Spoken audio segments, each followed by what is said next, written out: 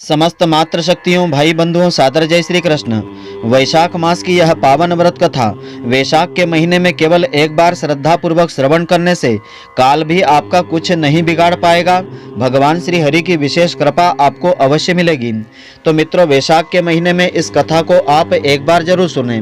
मित्रों, आप सभी का बहुत बहुत स्वागत है आपके अपने ही चैनल एस्ट्रो गुरुजी में। यदि आपने अभी तक हमारे चैनल को सब्सक्राइब यदि नहीं किया हो तो अभी सब्सक्राइब कर लें और बेल आइकन को अवश्य दबाएं, जिससे हमारे अगले आने वाले नए वीडियो की नोटिफिकेशन सबसे पहले आपके पास पहुंचे। आप नित्य नई नई ज्ञानवर्धक जानकारियां व नित्य का राशिफल हमारे चैनल से प्राप्त करते रहें। तो हिंदू पंचांग के अनुसार वैशाख का महीना वर्ष का दूसरा महीना होता है और धार्मिक दृष्टि से इसे काफ़ी शुभ माना गया है। वैशाख महीने से जुड़ी एक महात्म कथा बहुत ही प्रचलित है। चलिए वह कहानी आज आपको हम सुनाते हैं। जिस कथा को हम आपको सुनाने जा रहे हैं उसे इस महीने में एक बार जरूर सुनना चाहिए अथवा पढ़ना चाहिए। बड़े ही शुभ फलों की प्राप्ति होगी, स्वर्ग लोक में स्थान मिलेगा। तो कथा इस प्रकार से है कि यमराज ने एक बार एक ब्राह्मण से कहा कि बहुत पहले महिरथ नामक एक राजा थे।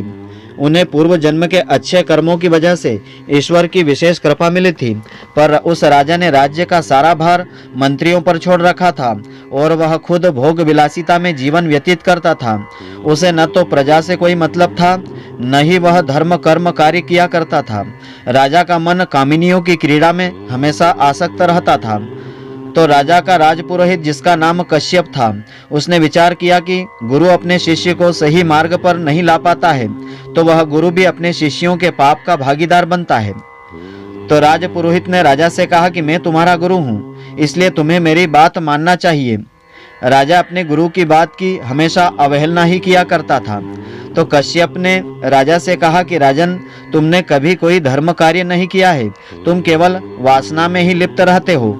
क्या तुम्हें यह पता नहीं है कि अंत समय में केवल तुम्हारे धर्म कर्म ही तुम्हारे काम आएंगे। राजपुरोहित ने कहा कि तुम्हारे इस दुनिया से जाने के बाद तुम्हारे साथ केवल तुम्हारे कर्म ही जाएंगे।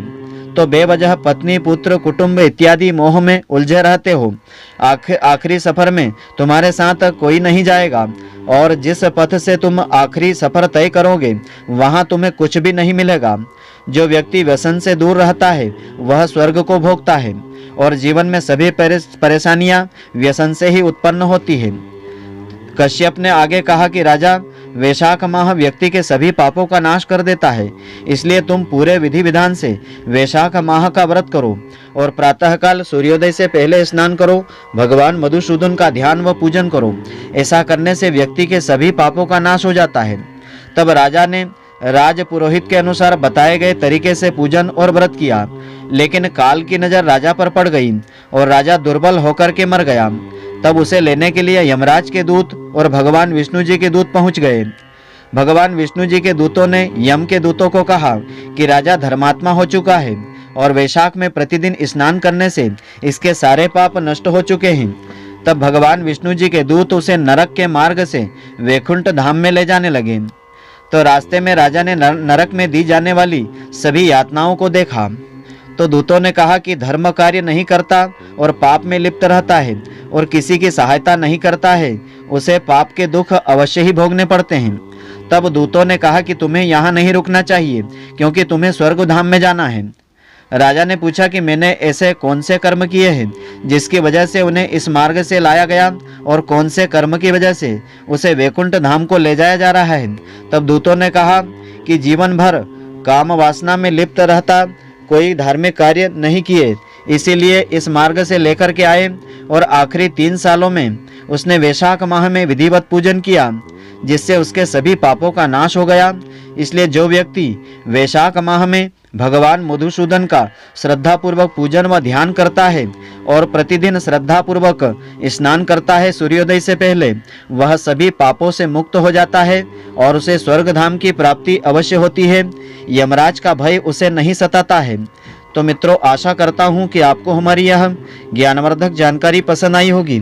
यदि आपको पसंद आई हो तो आप हमारे वीडियो को लाइक व शेयर अवश्य करें। धन्यवाद। जय श्री कृष्ण मित्रों, फिर मिलेंगे।